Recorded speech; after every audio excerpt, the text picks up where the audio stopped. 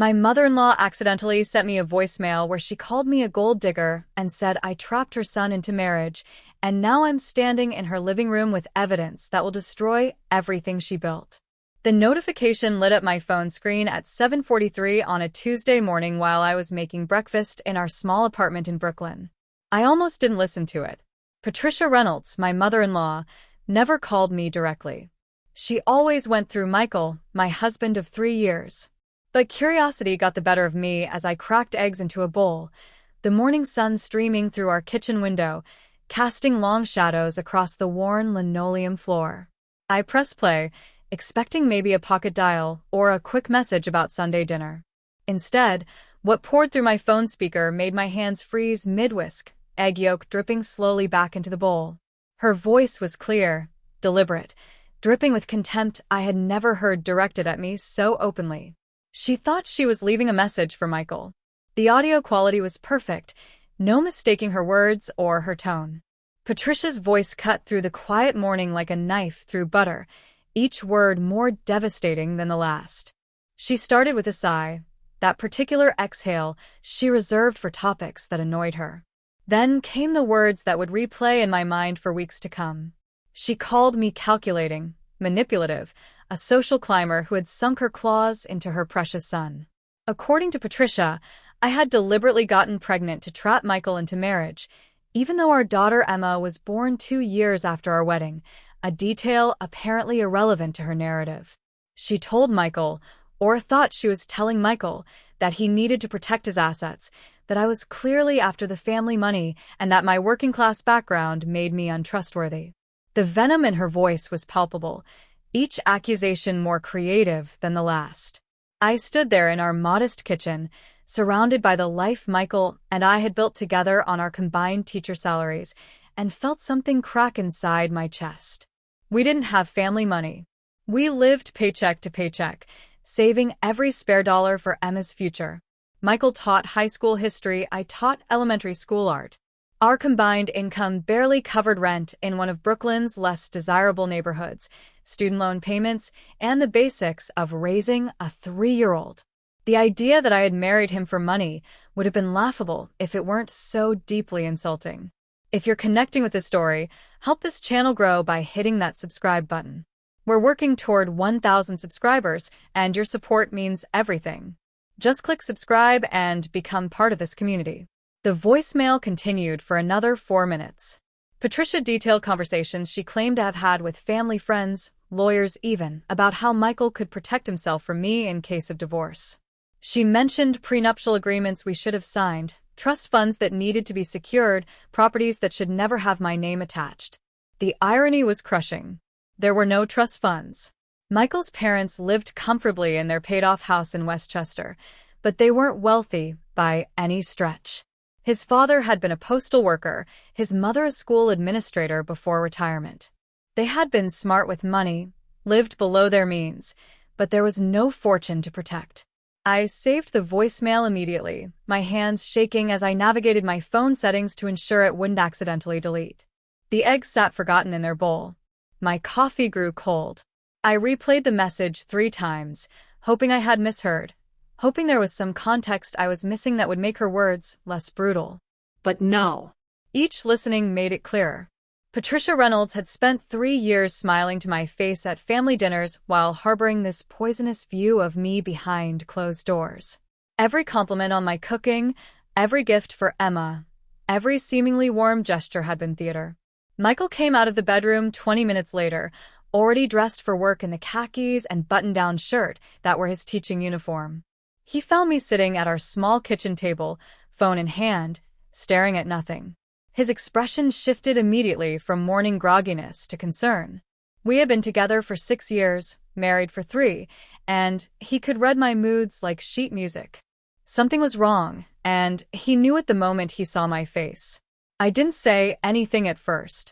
I just handed him my phone with the voicemail queued up. He looked confused, glancing at the screen and seeing his mother's number, then back at my face. I nodded toward the phone. "Just listen," I told him, my voice sounding strange even to my own ears, flat and distant. He pressed play, and I watched his expression transform as he listened.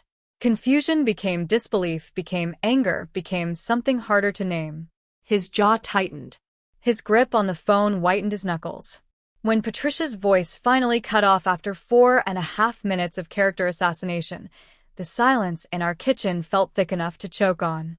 Michael played it again. Then a third time. I could see him processing, trying to reconcile the mother he knew with the woman on that recording. His face had gone pale except for 2 spots of red high on his cheeks.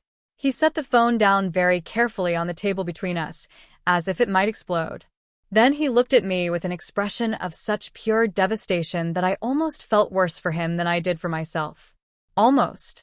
His voice when he spoke was rough, strained. I'm so sorry. I had no idea. I need to talk to her. Today. Your subscription really matters to us. We're building toward 1,000 subscribers, and you can help us reach that goal. Hit that red subscribe button and join our growing community. It only takes a second. I told him to wait. As hurt and angry as I was, I didn't want him confronting Patricia in the heat of the moment. We needed to think this through. But Michael was already grabbing his jacket, his face set in lines I rarely saw. He called in sick to work, something he almost never did, and was out the door before I could fully articulate why rushing to confront her might be a mistake. I heard his car start in the parking lot below, the engine noise fading as he drove toward Westchester and whatever confrontation awaited. I called my own substitute coordinator and took the day off too.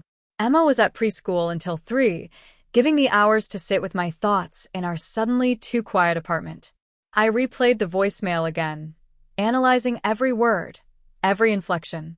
What struck me beyond the obvious cruelty was how calculated it sounded. This wasn't a momentary lapse of judgment or a heat-of-the-moment rant. Patricia had clearly been thinking about this, discussing it with others, building a case against me in her mind, and apparently in the minds of anyone who would listen. She had created an entire narrative about who I was and what my intentions were, all while I remained completely unaware. I thought about every interaction we'd had over the years. The bridal shower she threw for me before the wedding, all those women from her church and social circle asking pointed questions about my family, my background, where I grew up. I had thought they were just getting to know me. Now I wondered what Patricia had told them beforehand, what context she had provided. The baby shower after Emma was born, more of the same. The family dinners where conversation would occasionally veer toward finances, property, inheritance planning.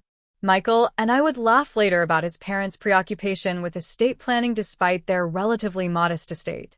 We had no idea the subtext running beneath those conversations. Michael called around noon. His voice was different, harder than I had ever heard it. He was still at his parents' house.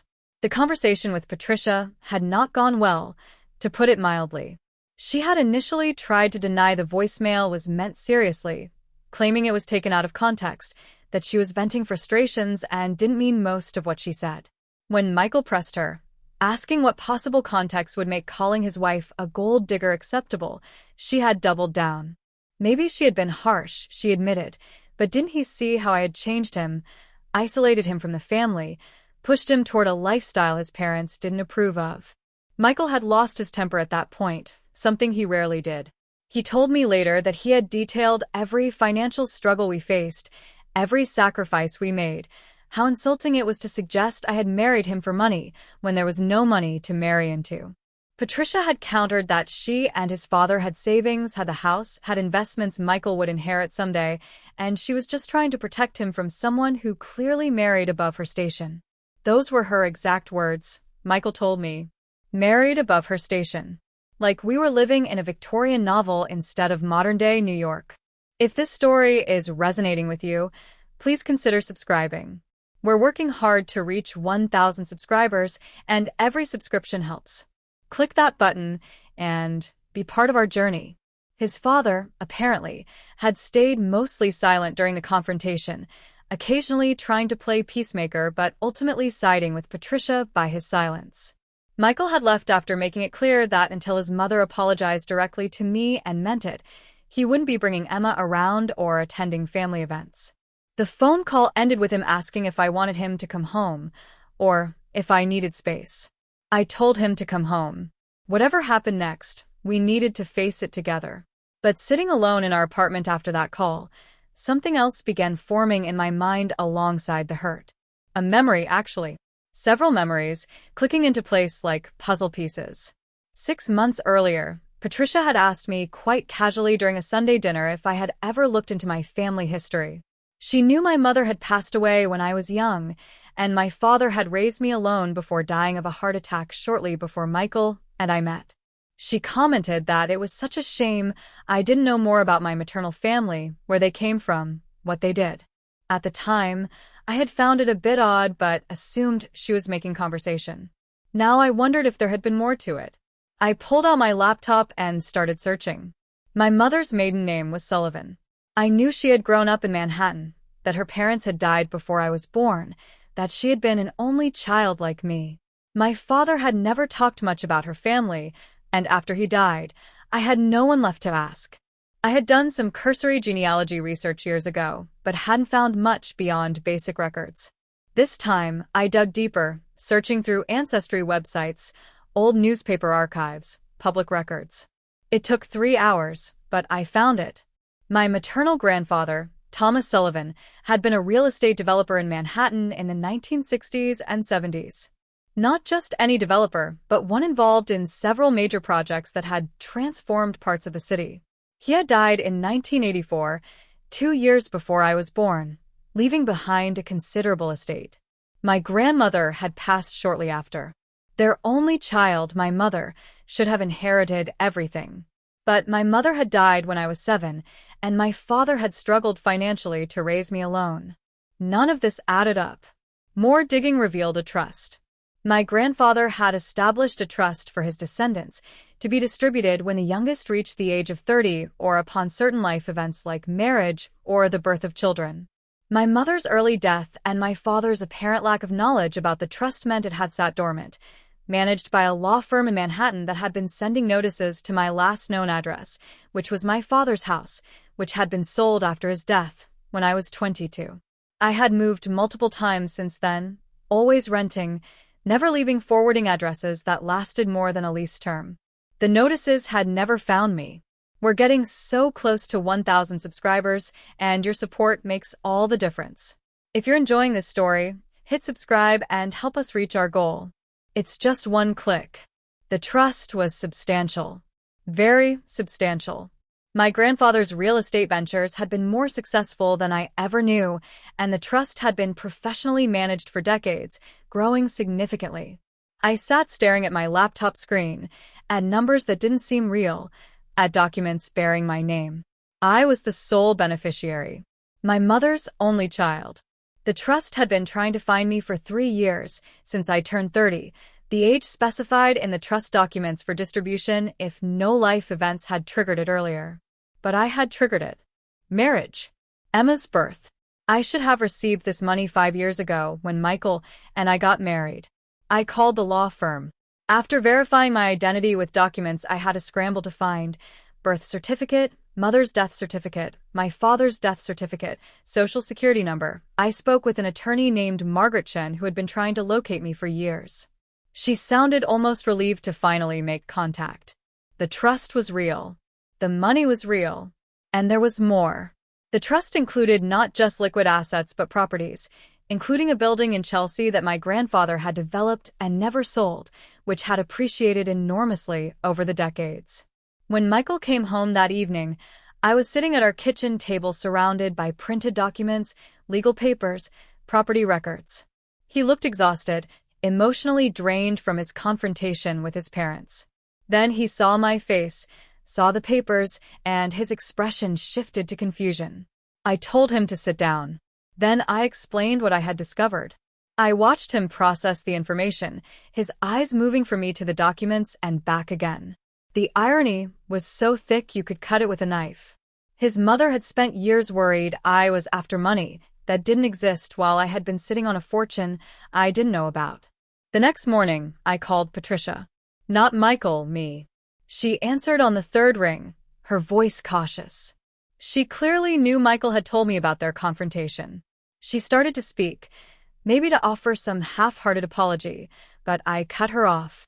I told her I was coming to visit that afternoon and that she and Michael's father should both be home. She tried to ask why, but I simply said she would want to hear what I had to say in person and ended the call. Michael offered to come with me, but I told him this was something I needed to do alone. I dressed carefully for the meeting, nothing too fancy, just neat and professional.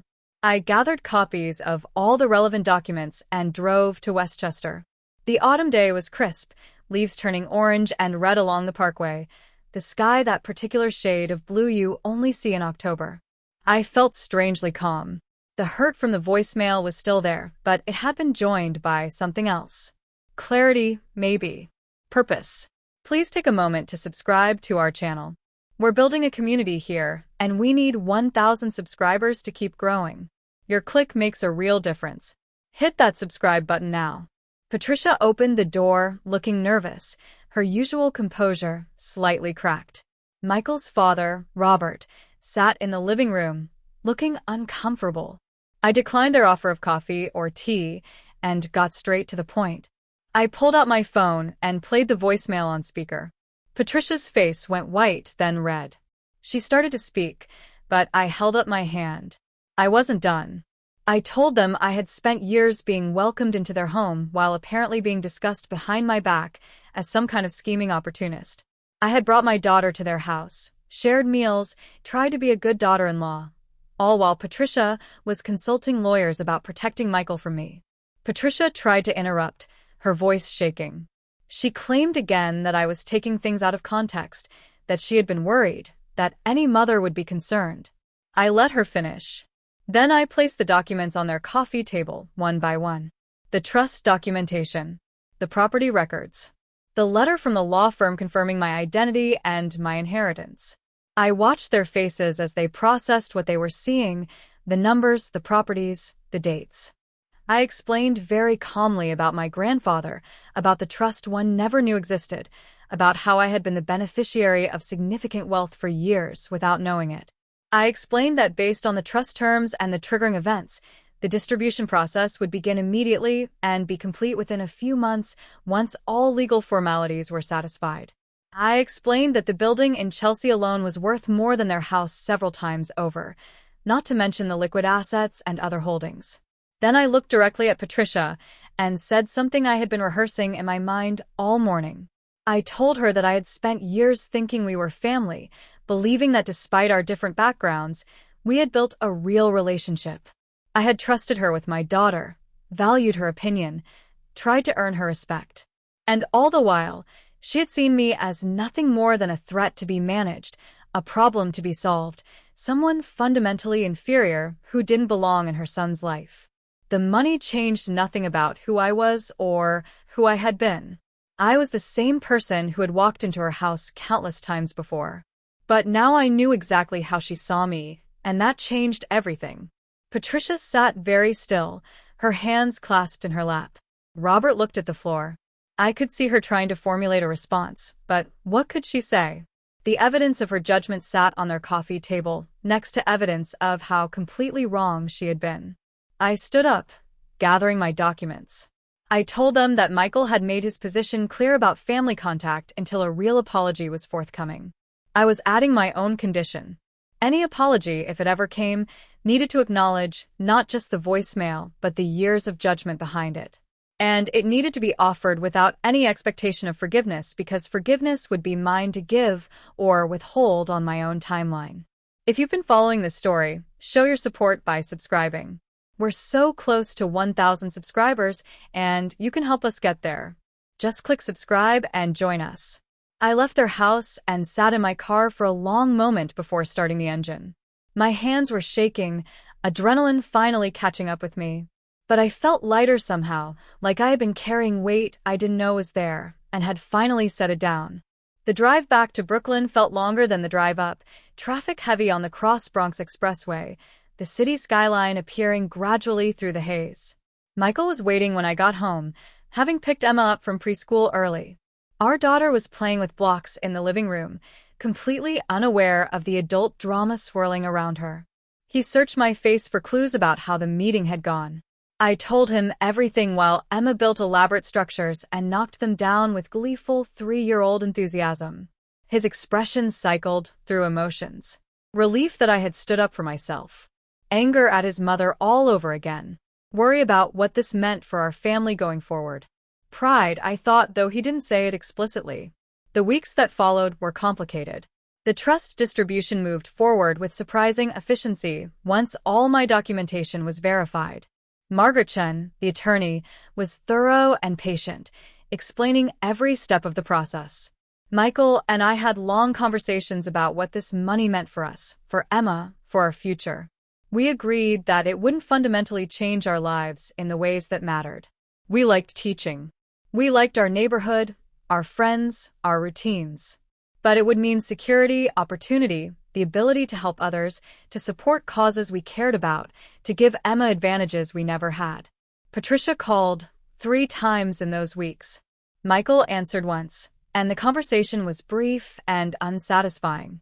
She wanted to explain, to contextualize, to somehow make her behavior understandable, if not acceptable. But her words still carried undertones of justification, of suggesting that even if she had been wrong about the money, her instinct to protect her son wasn't unreasonable. Michael told her that was exactly the problem.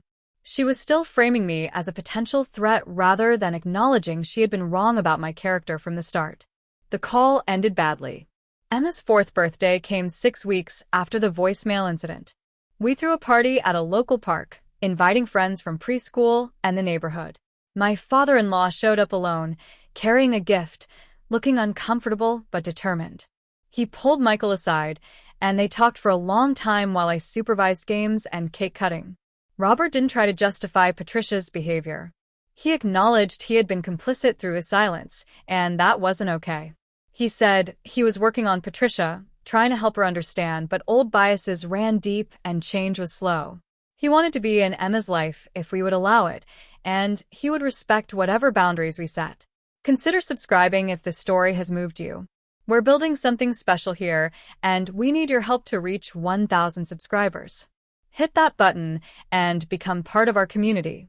We allowed supervised visits with Robert at our apartment. Patricia wasn't invited, and he didn't push. Emma loved her grandfather, and we wouldn't punish her for adult failures unless it became necessary for her protection. Robert brought photos from Michael's childhood, told stories, helped Emma with puzzles. He never mentioned Patricia directly, but sometimes I caught him looking sad, and I wondered if he was seeing his family fracture and feeling powerless to stop it. The trust distribution finalized 3 months after I discovered it. Michael and I met with financial advisors, set up college funds for Emma and any future children, established charitable giving plans, paid off our student loans. We moved to a larger apartment, still in Brooklyn but in a better building with a doorman and more space. Nothing ostentatious. We wanted Emma to grow up with the values we had been raised with, understanding the worth of work and the importance of community. But we also wanted her secure, with opportunities to explore her interests without financial constraint. Michael's teaching colleagues noticed changes. Not in his personality or work ethic, but in small ways. He funded classroom supplies out of pocket without worrying about the cost. He organized field trips that would have been too expensive before. He started a scholarship fund at his school for students who showed promise but lacked resources. He never told them where the money came from, just that he was in a position to help and wanted to. His students benefited without ever knowing the story behind their sudden good fortune. I did similar things at my school. Art supplies were expensive, and my classroom had always been poorly stocked. Suddenly, we had everything we needed: paints, canvases, clay, tools. My students created things they had only imagined before. I started an after-school program for kids who needed a safe place to go, providing snacks and materials, and just being present. The principal asked how I was funding everything, and I told her I had come into some money and wanted to use it meaningfully. She didn't press for details. 6 months after the voicemail, Patricia sent a letter. Not an email, not a text, but a handwritten letter delivered by mail. It was 8 pages long, her neat script covering both sides of each page. She wrote about her own upbringing, her parents' struggles, her fear of losing status, of not being enough. She wrote about watching Michael grow up, her pride in his accomplishments, her terror that he would be hurt or taken advantage of. She wrote about class consciousness she didn't even realize she carried, judgments learned so young they felt like truth rather than prejudice.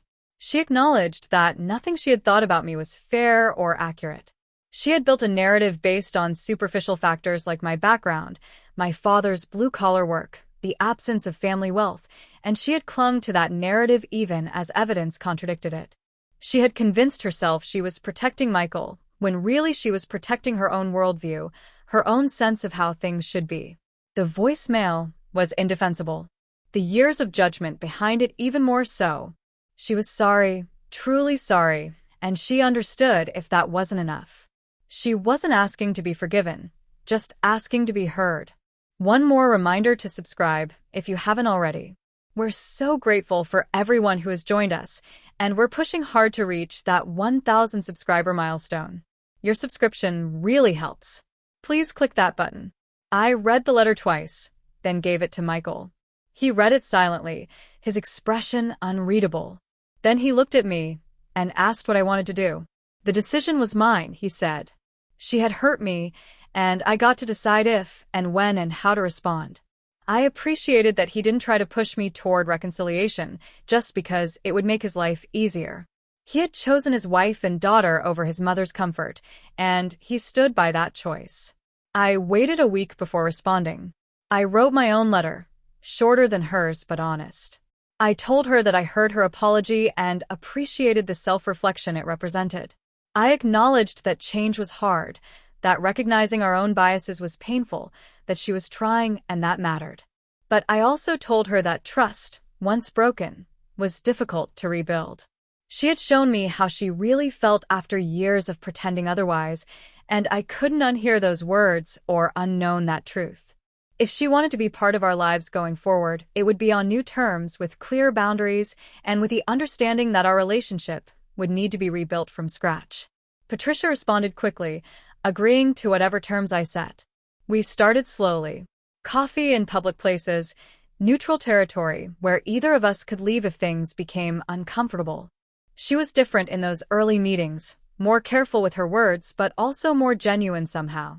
The performance was gone, the need to maintain appearances stripped away by the consequence of her judgment. She asked about my mother's family, about the grandfather I had never known, not with a veiled suspicion of before, but with actual curiosity. She listened when I talked about my father, about being raised by a single parent who worked 3 jobs to keep us afloat, and for the first time I saw her really hear it. Emma started seeing both grandparents again after 3 months of limited contact. We supervised visits initially, watching carefully for any sign that Patricia was undermining us or sharing inappropriate opinions with our daughter. But she seemed to have learned her lesson, at least outwardly. She was warm with Emma, generous, but not excessively so, respectful of our parenting decisions. Robert was visibly relieved to have his wife and grandson's family in the same room again, the tension that had marked those months finally easing. A year after the voicemail, we all had dinner at our new apartment. Patricia and Robert brought wine, flowers, and a photo album of Michael's childhood that Patricia thought Emma might enjoy. We cooked together, Robert helping Michael with the grill on our small balcony, Patricia and I working on sides in the kitchen. It felt almost normal, though there was a carefulness to our interactions that might always be there. Some bells can't be unrung. Some words, once spoken, leave permanent marks. Thank you so much for sticking with this story to the end. If you haven't subscribed yet, please do.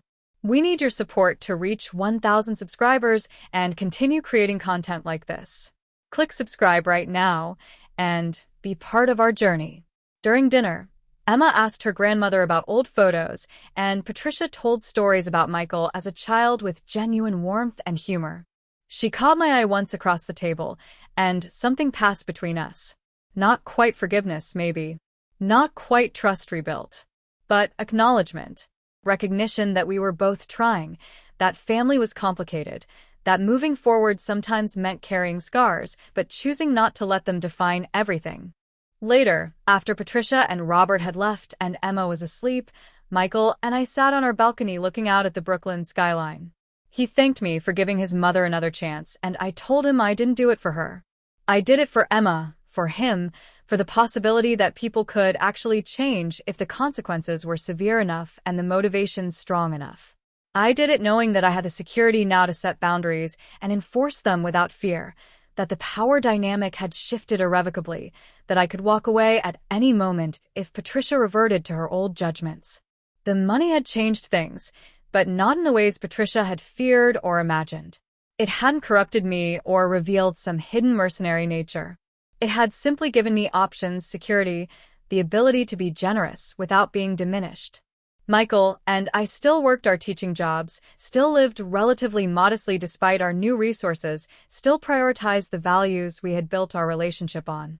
But we did so knowing that Emma would never struggle the way we had, that we could help family and friends and strangers when needs arose, that we had built something stable and lasting. Sometimes I think about that voicemail, about hearing Patricia's voice dripping with contempt, calling me calculating and untrustworthy. I think about how close I came to deleting it without listening, how different things might be if I had remained unaware of her true feelings. Would she have continued playing the doting mother-in-law while harboring such poisonous views? Would Michael have ever known how his mother really felt about his wife? Would we have continued attending Sunday dinners and holiday gatherings, oblivious to the judgment simmering beneath surface pleasantries? The accidental honesty of that voicemail was brutal but ultimately necessary. It forced conversations that needed to happen, revelations that clarified relationships, and changes that made our family stronger even through the pain of temporary fracture. Patricia had to confront her own biases, Michael had to choose sides in a way sons rarely want to, and I had to decide what forgiveness meant and whether it was something I could offer. We all learned things about ourselves and each other that comfortable lies would have kept hidden. Now, standing in our apartment with Emma's laughter echoing from her bedroom, legal documents proving an inheritance I never knew existed spread across our dining table, and the memory of Patricia's shocked face when I revealed the truth about my family's wealth, I realized that sometimes the universe has a sense of irony sharper than anything we could orchestrate. Patricia had spent years worrying I was after money that didn't exist, consulting lawyers about protecting assets that were modest at best, viewing me as a social climber who had somehow tricked her son into marriage above my station. And all along, I had been sitting on a fortune that dwarfed anything the Reynolds family had ever possessed. The irony wasn't lost on any of us. But what mattered more was what we did with it. Michael and I chose to use our unexpected wealth thoughtfully, to give Emma both security and values, to help others without seeking recognition, to maintain the life we had built based on work we loved rather than letting money redefine us. Patricia chose to examine her biases and try, however imperfectly, to be better. Robert chose to maintain connections even when his wife had damaged them. Emma, oblivious to the adult complexities, simply enjoyed having grandparents who loved her and parents who were building a good life. I kept the voicemail. I probably always will, not out of vindictiveness, but as a reminder. A reminder that people are complicated, that family requires constant work and honesty, that assumptions based on class and background are both common and corrosive, that sometimes the truth comes through accidental revelations rather than intentional honesty. It's a reminder that I survived being seen at my worst by someone whose opinion I valued, and I came out stronger for it. That I discovered resources I never knew I had, both financial and personal. That I could stand up for myself, set boundaries, and still leave room for possibility. The story could have ended differently. I could have played the voicemail for Patricia and walked away permanently, justified in cutting her out of our lives completely. Michael could have chosen his mother over his wife, prioritizing familial peace over marital solidarity. Patricia could have doubled down on her judgments even when confronted with evidence of how wrong she had been. Any of those paths would have been understandable given the hurt and betrayal involved. But we chose differently, messily and imperfectly but with genuine effort, and that choice created the family we have now. Sometimes Emma asks why we didn't see Grandma Patricia for a while, her child's memory retaining fragments of that period of separation. We tell her age-appropriate versions of the truth, that adults sometimes disagree and need time apart to work things out, that family is important, but so is being kind and fair to each other. When she's older, we'll tell her the fuller story, including the parts about wealth and judgment and the complicated intersection of money and family. For now, she just knows that Grandma Patricia made a mistake, apologized, and everyone is trying to do better. The building in Chelsea, my grandfather's development project from the 1970s, still stands. I visited it for the first time 6 months after learning of its existence, standing on the sidewalk looking up at the brick facade and windows that represent my maternal family's legacy. Tenants come and go. Businesses operate on the ground floor, lives unfold in the apartments above, all connected to my grandfather's vision and work decades ago. I thought about my mother, who died too young to benefit from her father's success, and my father, who struggled financially while his daughter's inheritance sat in legal limbo, and the strange paths life takes that leave some people struggling while others have resources beyond their needs. Michael joined me on that sidewalk visit, holding Emma's hand while our daughter pointed at pigeons and taxis with equal enthusiasm. He asked if it felt strange, owning a building in Manhattan, being connected to this piece of the city's history. I told him it felt abstract, like reading about someone else's life in a book. But I was grateful for it, grateful my grandfather had been smart and successful enough to leave this legacy, grateful the trust had been structured to preserve and grow it, grateful that Margaret Chen and her firm had been diligent enough to keep trying to find me even after years of dead ends. The building represented security and opportunity, but also connection to a family I never knew, a history I never had access to until that accidental voicemail sent my life in an unexpected direction. We used some of the building's revenue for scholarships and grants, continuing my grandfather's investment in the city by investing in its young people. Michael set up a foundation in my mother's name, honoring the woman who died too young but left me the gift of her father's foresight. Patricia, to her credit, has contributed both time and money to the foundation's work, perhaps trying to demonstrate through action what words couldn't fully convey. She volunteers at events, helps with fundraising, treats grant recipients with genuine warmth and none of the class judgment that once defined her interactions with me. Maybe she's changed. Maybe she's just better at hiding her true feelings. Time will tell, and I watch carefully while hoping for the former. The money changed practical things. Better healthcare, better housing, security for Emma's future, the ability to help friends and family when needs arise, freedom to make choices based on values rather than financial pressure. But it didn't change the fundamental reality that Michael and I built our relationship on shared work, shared values, and genuine love rather than calculation or strategy. Patricia's fears about me being a gold digger were not just wrong, but almost absurdly backwards. I had been the one with hidden wealth all along, unaware of resources that would have made our early struggles significantly easier. There's a particular satisfaction in that reversal, I won't deny it. Not because wealth equals worth or because money vindicates character, but because the universe occasionally delivers irony so perfect it feels intentional. Patricia spent years judging me as inferior, as someone who had married above her station, as a potential threat to her son's finances and future. And then reality revealed that I had always been the one with more resources, more family legacy, more financial security. Not that any of that mattered to the quality of my character or the validity of my relationship with Michael, but it certainly undermined every assumption Patricia had made. When people ask how Michael and I met, they expect a romantic story, something charming and fate-driven. The truth is simpler and more human. We met at a teacher training workshop 7 years ago, both exhausted from our first years in the classroom, both questioning whether we had chosen the right profession. We bonded over terrible coffee and shared frustrations about standardized testing. Our first date was at a diner near his apartment, nothing fancy, just conversation that lasted 4 hours until the staff started stacking chairs around us. We fell in love slowly, through shared struggles and small kindnesses, through supporting each other through difficult school years and family losses. Patricia wasn't thrilled when Michael first brought me home to meet his parents. I could sense it even then, though I attributed it to normal parental protectiveness rather than deeper prejudice. She asked careful questions about my family, my background, my education. I answered honestly, never ashamed of where I came from, but aware somehow that my answers weren't quite what she wanted to hear. My father had been a mechanic. My mother had died when I was young.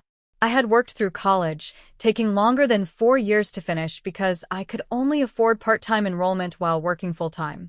I had student loans that would take decades to pay off. None of this was unusual for someone of my generation and background, but I could see Patricia calculating, assessing, finding me wanting in ways she didn't articulate. Michael either didn't notice or chose to ignore his mother's reservations. We moved in together after dating for 2 years, got engaged 6 months after that, married in a small ceremony that Patricia helped plan while making subtle suggestions that revealed her class consciousness.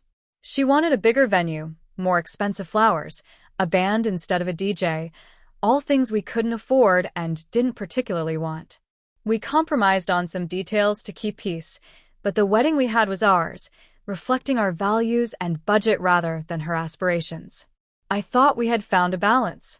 I didn't realize she was cataloging every economical choice as evidence of my inadequacy.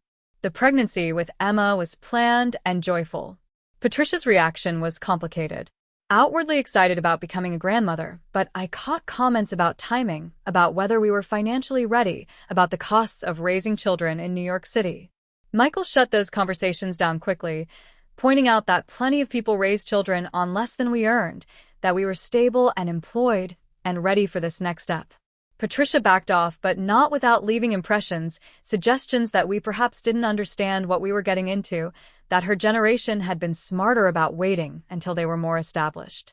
Emma's birth changed some dynamics.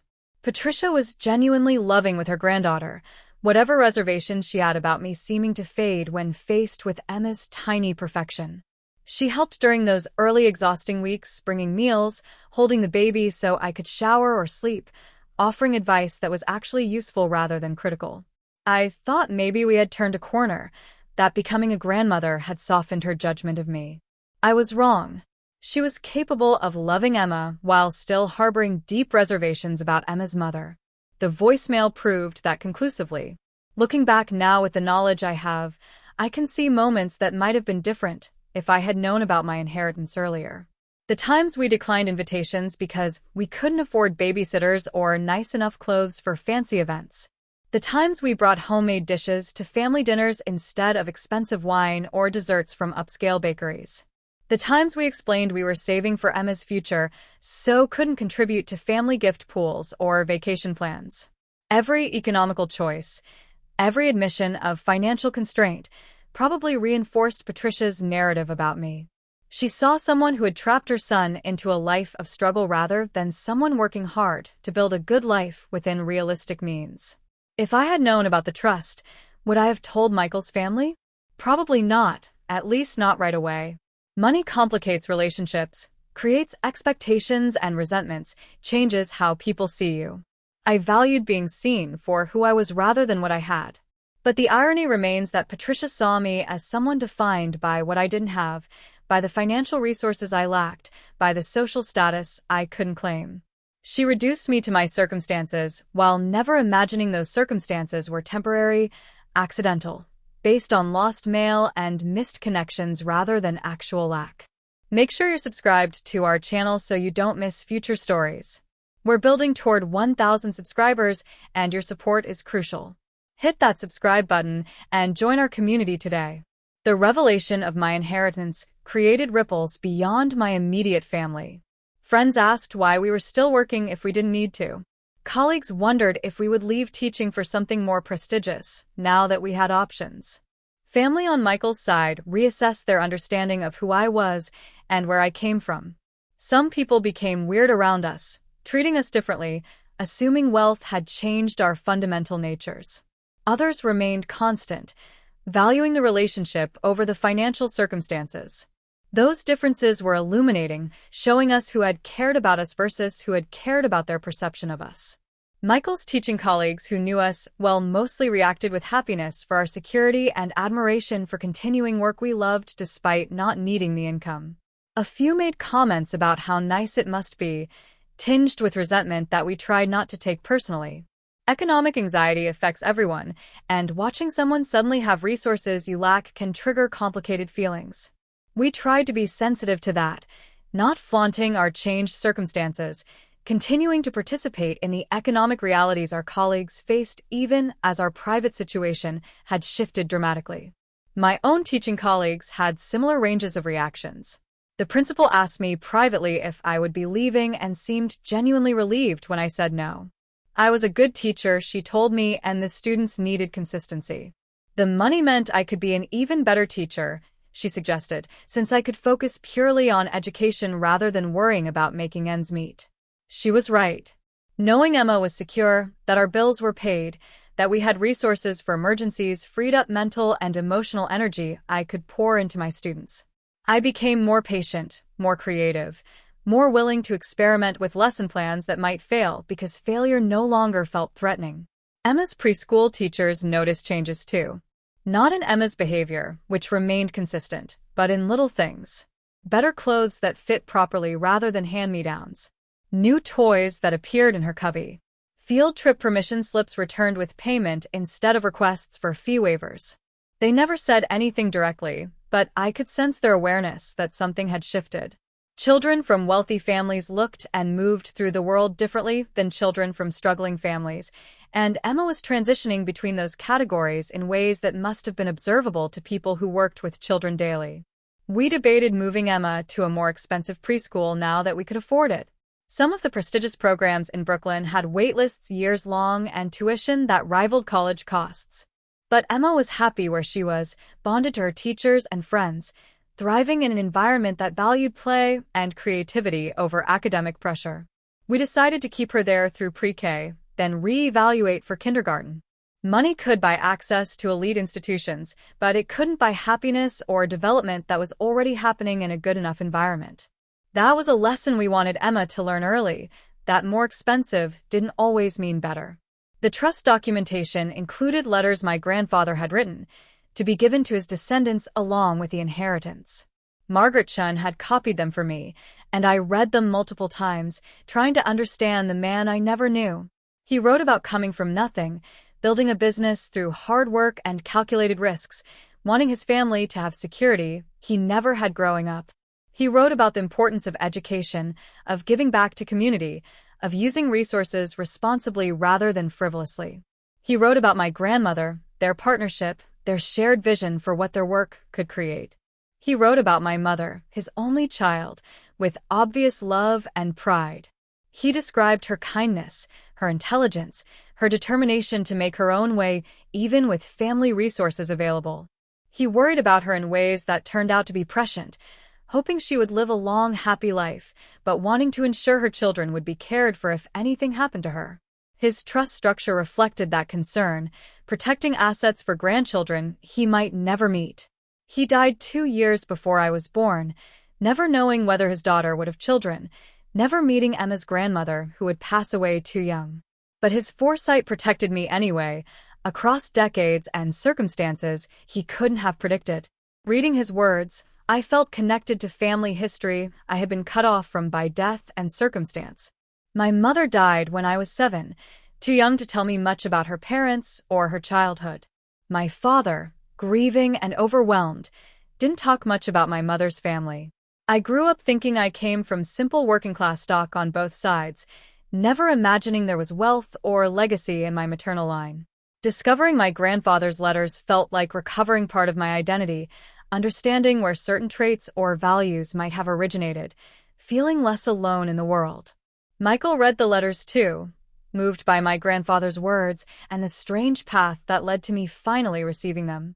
He wished he could have met Thomas Sullivan, thanked him for his foresight, told him about Emma and the life we were building. We visited my grandfather's grave for the first time, a plot in a Queens cemetery that I had never known existed. The headstone was weathered but maintained, listing his name, dates, and a simple inscription about family and legacy. We brought flowers and stood there awkwardly, me trying to feel something for a person I never knew but whose choices had shaped my life profoundly. Patricia asked about my grandfather once during one of our careful post-reconciliation conversations. I showed her some of the letters, watching her read words written by a man who had built significant wealth from nothing through work and vision. I wondered if she was drawing parallels, seeing how her judgment of me based on my father's blue-collar work had blinded her to my mother's entirely different family legacy. She didn't say much, just that my grandfather sounded like a remarkable man, and she was sorry I never got to know him. It was as close as she had come to acknowledging the full scope of how wrong her assumptions about me had been. The foundation we established in my mother's name started small, funding a few scholarships for students at schools where Michael and I taught. But we expanded gradually, adding grants for young teachers, programs for arts education in underfunded schools, support for first-generation college students navigating systems their families didn't understand. We named it the Sullivan Reynolds Foundation, joining my mother's maiden name with Michael's family name, creating something that represented our joined lives and shared values. Patricia and Robert both contributed, making donations that were significant for them if small compared to the trust assets. We accepted their contributions graciously, recognizing the gesture even if the amounts were symbolic. Emma attended the foundation's first scholarship ceremony when she was 4, watching high school students receive awards and college students share their stories. She didn't understand the details, but she absorbed the atmosphere, the gratitude, the sense that helping people was important and good. We wanted her to grow up understanding that wealth came with responsibility, that having resources meant using them thoughtfully, that money was a tool rather than an identity. Those lessons would take years to fully instill, but we were starting early, modeling the values we wanted her to carry forward. Subscribe to support more stories like this one. We're working hard to reach 1,000 subscribers and build this community. Your click really makes a difference. Please subscribe now. Friends from college reached out after somehow learning about my inheritance, probably through social media or mutual connections. Some were genuine, happy for our good fortune and curious about the details. Others suddenly wanted to reconnect after years of minimal contact, their messages transparently motivated by changed circumstances. We navigated those reconnections carefully, grateful for friendships that had remained constant while being wary of renewed interest based purely on money. It was a sorting mechanism, revealing who had valued us all along and who valued what we now represented. My father's family, cousins I barely knew, also emerged from various states. Distant relatives who had never reached out suddenly wanted to establish connections, to share family memories, to subtly suggest that family should support family. We were polite but firm, recognizing opportunism, while acknowledging that economic desperation made people do things they might not be proud of later. We helped where genuine need existed, but we didn't allow ourselves to be taken advantage of, didn't let guilt manipulate us into funding every request that came with a family connection. The building management company that handled my Chelsea property sent quarterly reports detailing occupancy rates, maintenance issues, financial performance. I read them carefully at first, trying to understand this aspect of wealth I had never engaged with before. Rental income, property taxes, capital improvements, tenant relations. It was a business, not just an asset, and it required attention and decision-making.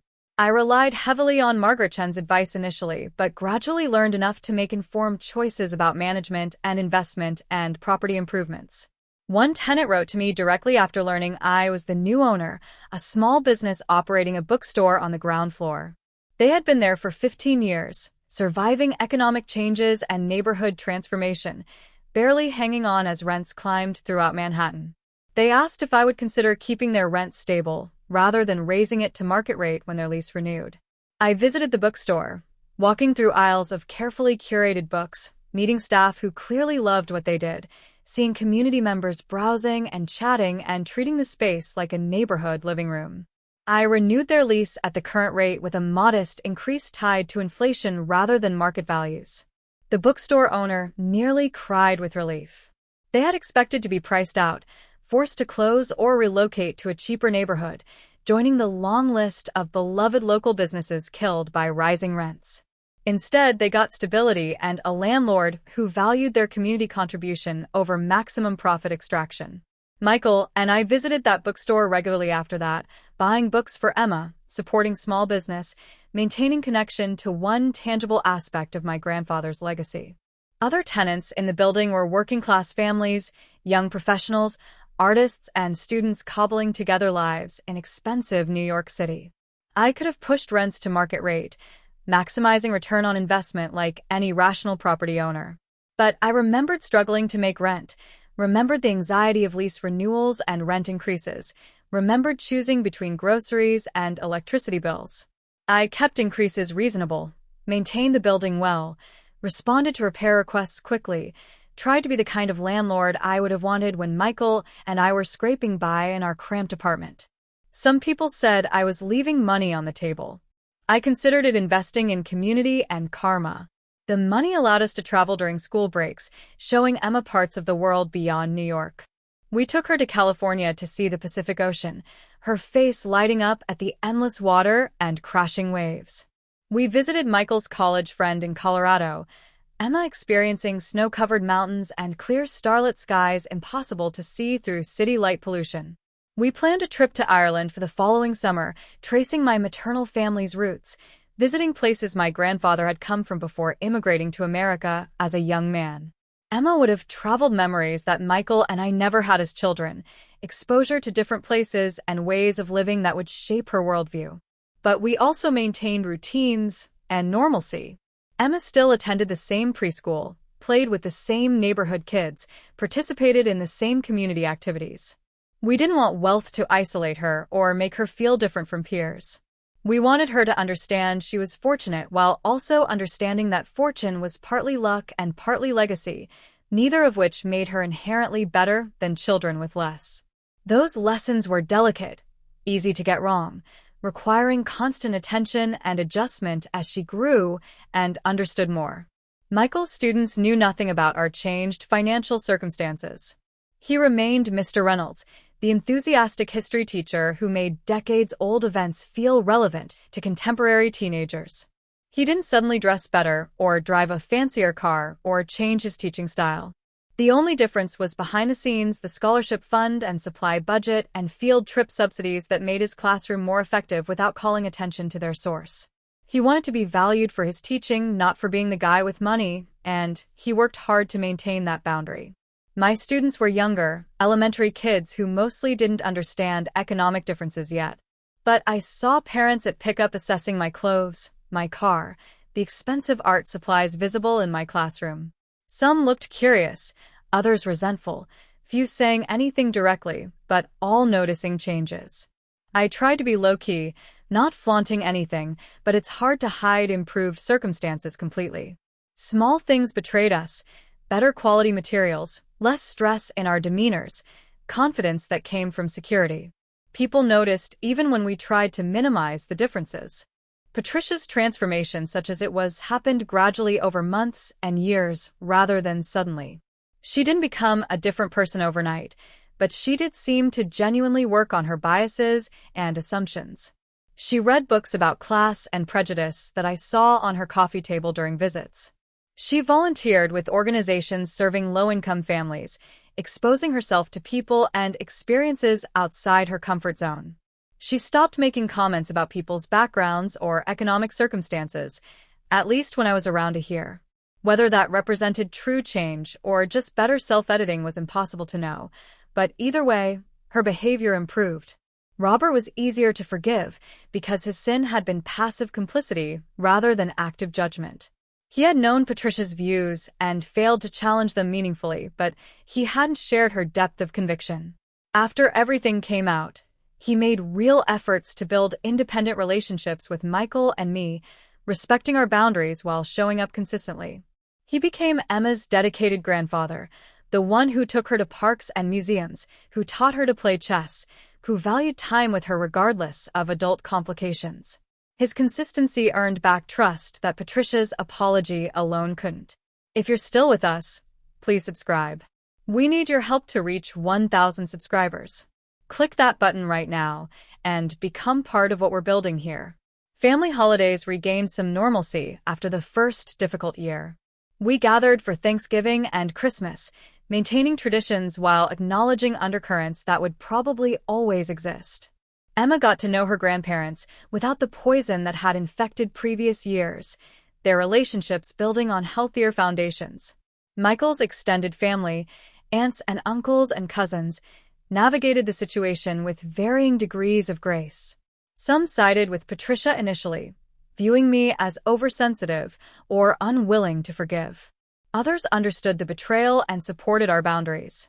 Eventually, most relationships found new equilibriums, though some never fully recovered.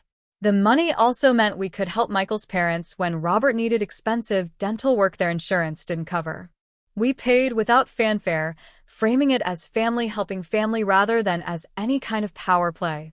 Patricia struggled to accept the help, pride warring with practicality, but ultimately she accepted because Robert needed the treatment.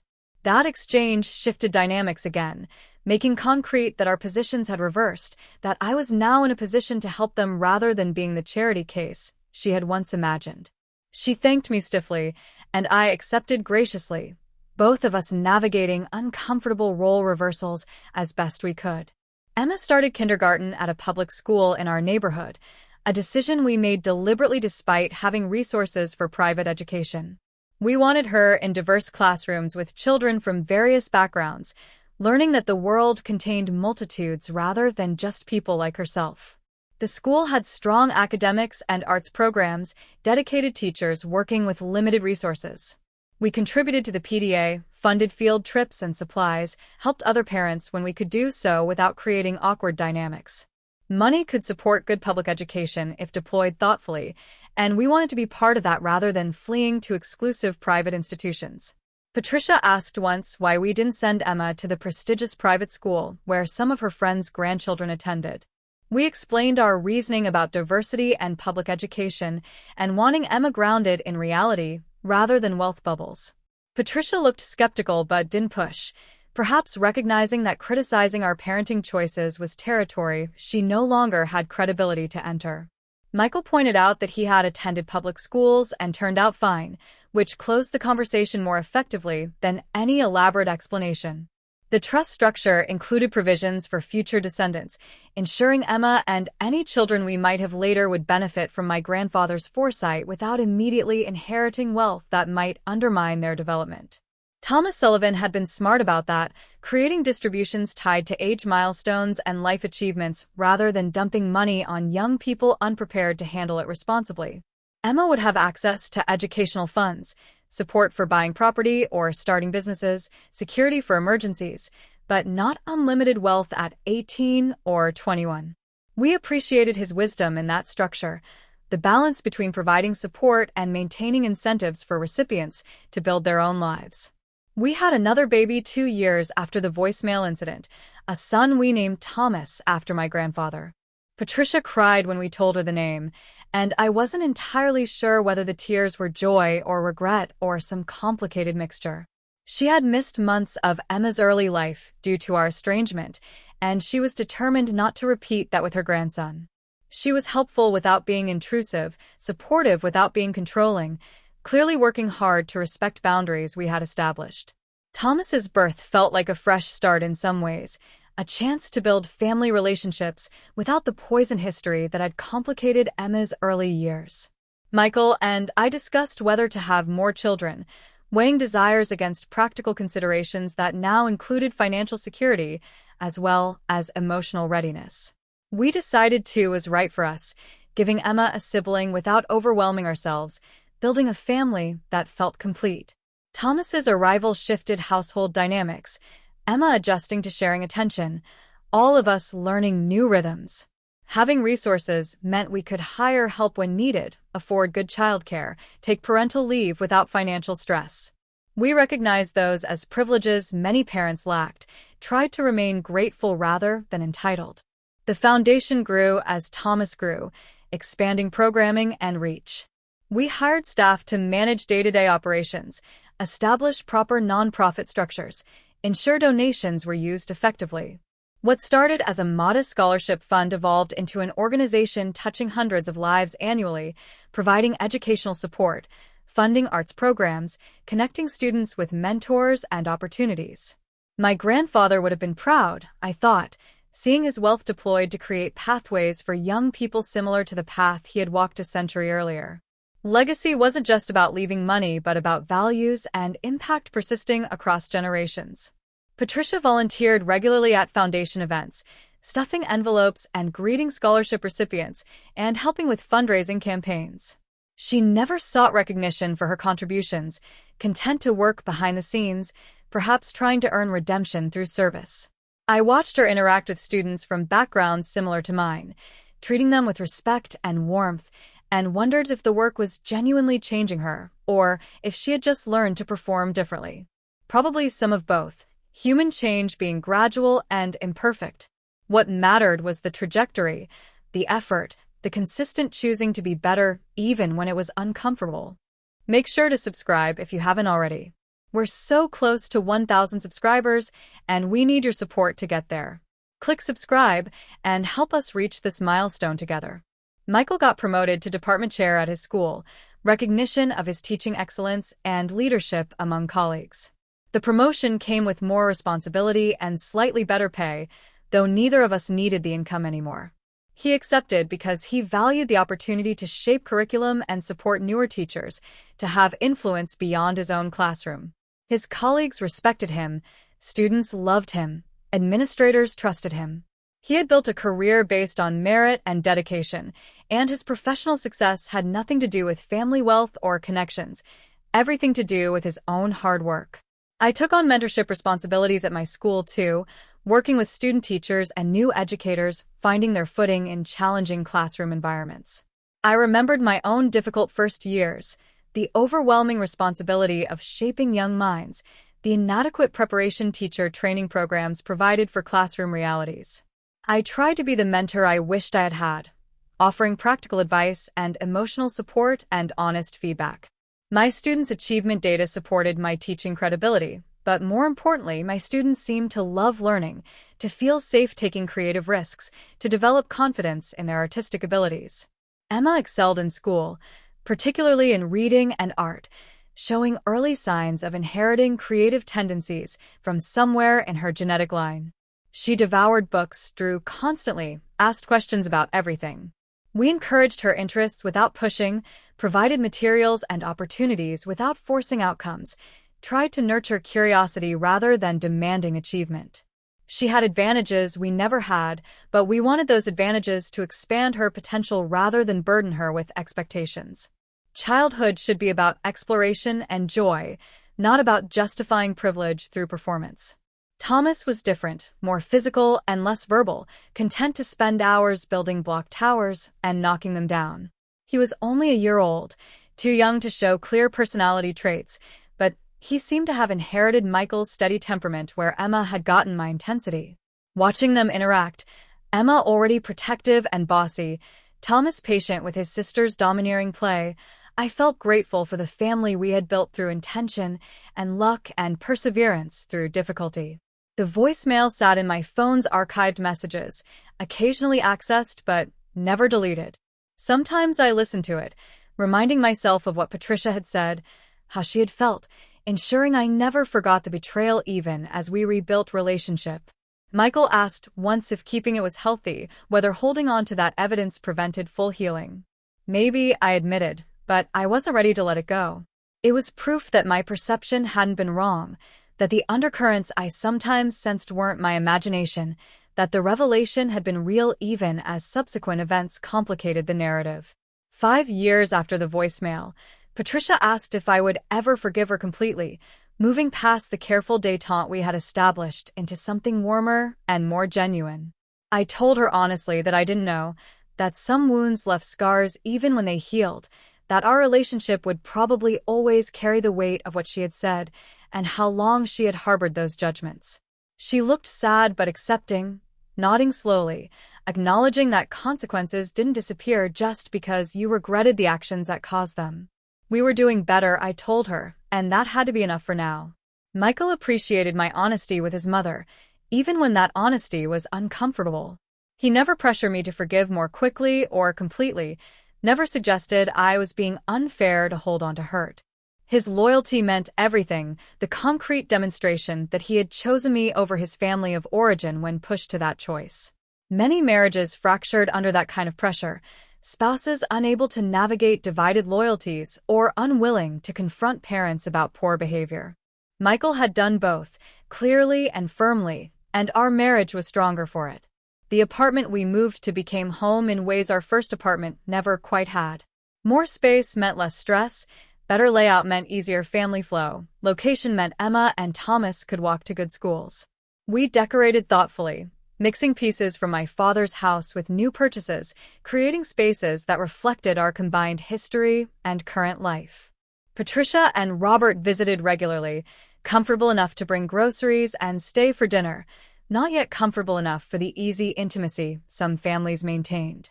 Progress was measured in small gestures, gradual trust rebuilding, consistent positive interactions accumulating over time. Friends who remained constant through our changed circumstances became chosen family, people who valued us regardless of financial circumstances, who celebrated our good fortune without resentment or awkwardness. We hosted dinners and game nights, maintained traditions we had established when we were all struggling 20-somethings, tried to ensure wealth didn't create distance from people who mattered. Some friendships did fade, whether due to money or just life's natural drift was hard to determine. But core relationships persisted, deepened even, because those people had loved us before, and their love wasn't conditional on circumstances. The bookstore in my building hosted a reading series featuring local authors, and Emma begged to attend after discovering picture books from one of the featured writers. We went as a family, sitting in folding chairs while authors read and discussed their work, Emma mesmerized by seeing people who created the stories she loved. Afterward, she announced she wanted to be an author when she grew up, a dream that would probably change dozens of times but felt important in that moment. Michael and I exchanged glances over her head, silently agreeing to encourage whatever path she chose, grateful we could support her dreams without the financial anxiety that had constrained our own young ambitions. One more time, if you're enjoying this content, please subscribe. We're working toward 1,000 subscribers, and your support is essential. Click that subscribe button and become part of our community. I thought sometimes about alternate timelines, paths not taken, how differently things could have unfolded. If my father hadn't died so young, would he have eventually learned about the trust and accessed it for us? If I had been better at updating addresses, would the law firm have found me sooner? If Patricia had been kinder, if Michael had been less loyal, if I had deleted that voicemail without listening, how would life look now? The speculation was pointless, but irresistible, contemplating the role luck and timing played in life outcomes. The inheritance had changed surface circumstances, while leaving core realities intact. Michael and I still loved each other, still argued about dishes and parenting strategies, still laughed at inside jokes developed over years together.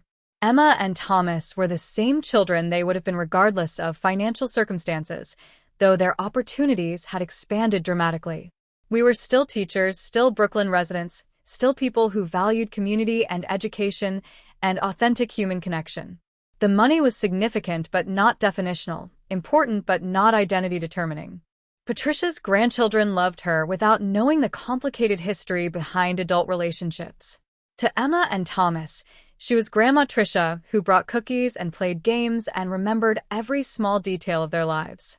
They didn't know about voicemails or judgments or the painful path to current détente.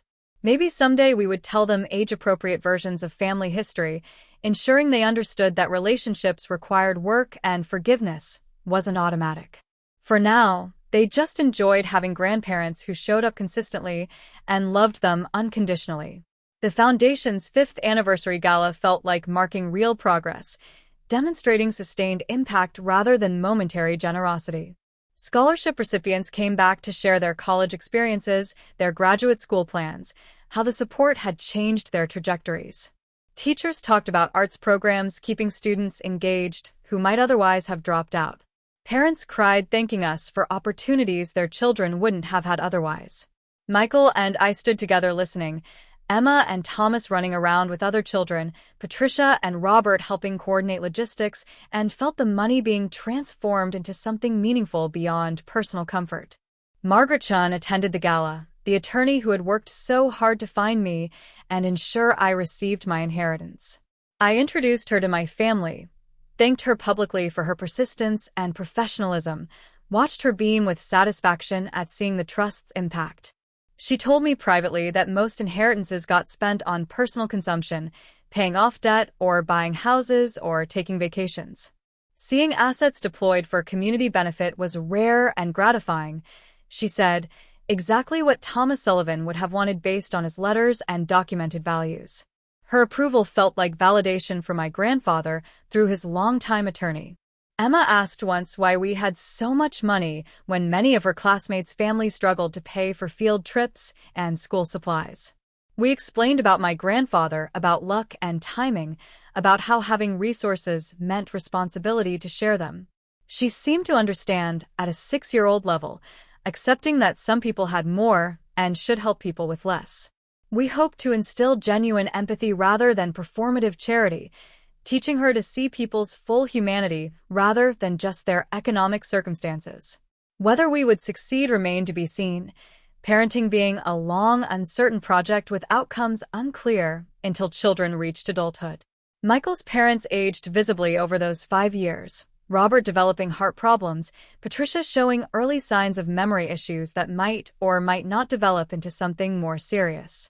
We helped them navigate medical appointments and insurance complications, role reversal complete as adult children began caring for aging parents. Patricia's vulnerability made her more sympathetic somehow, her sharp edges softened by confusion and physical limitation. I found myself feeling protective rather than resentful, recognizing her humanity despite her past judgment. When Patricia fell and broke her hip, requiring surgery and rehabilitation, we coordinated care and visited regularly, bringing Emma and Thomas to cheer up their grandmother. Patricia cried seeing them, holding Emma's hand while Thomas toddled around the hospital room exploring. She apologized again during one visit, unprompted, saying she had wasted years on stupid prejudice instead of appreciating the family Michael had built. I told her we were here now, that she was loved and cared for, that past mistakes mattered less than present reality. She squeezed my hand in thanks, and something shifted between us, forgiveness offered if not quite complete. Robert told me privately that Patricia talked about me constantly during her recovery, expressing regret for treating me poorly, gratitude for my help during her medical crisis, pride in the foundation work and our parenting, and how we had handled unexpected wealth. He said she had learned and changed, that the voicemail incident had forced self-examination she probably needed, that while she wished it had happened differently, she was ultimately glad truth had emerged. I appreciated his transparency, his willingness to acknowledge family failings while highlighting growth. The building in Chelsea required major renovations after a decade, updating systems and amenities while maintaining affordable rents for existing tenants. I could have sold it, taken a massive profit, reinvested elsewhere. But it felt important to maintain my grandfather's legacy, to continue providing housing that prioritized community over maximum returns.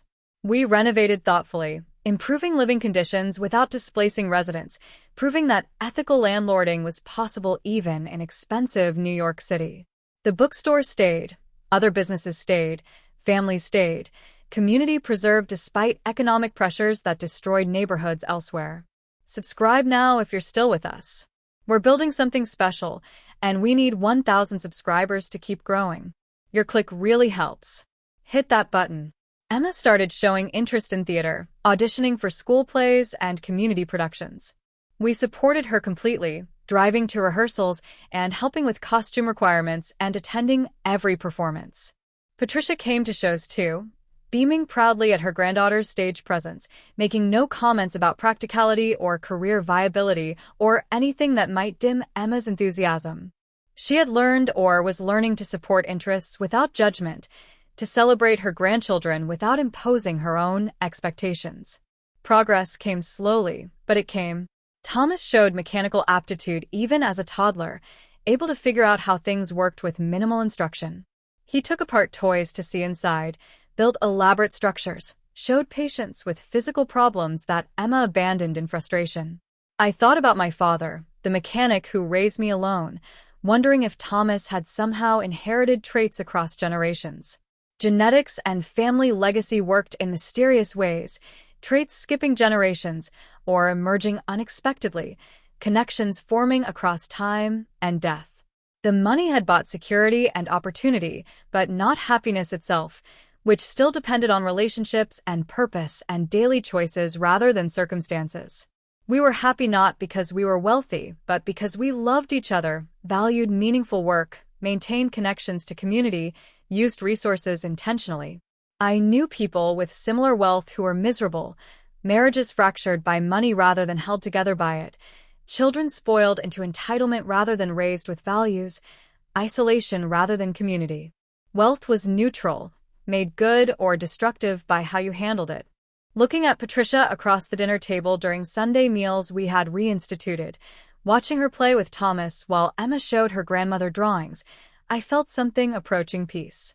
The hurt wasn't gone, probably never would be completely, but it had become manageable, integrated into a more complex understanding of family imperfection. Patricia had judged me harshly based on prejudice and fear. I had discovered resources that undermined her entire narrative.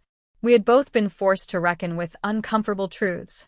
And somehow, through pain and confrontation and slow, careful rebuilding, we had arrived at something approaching functional family.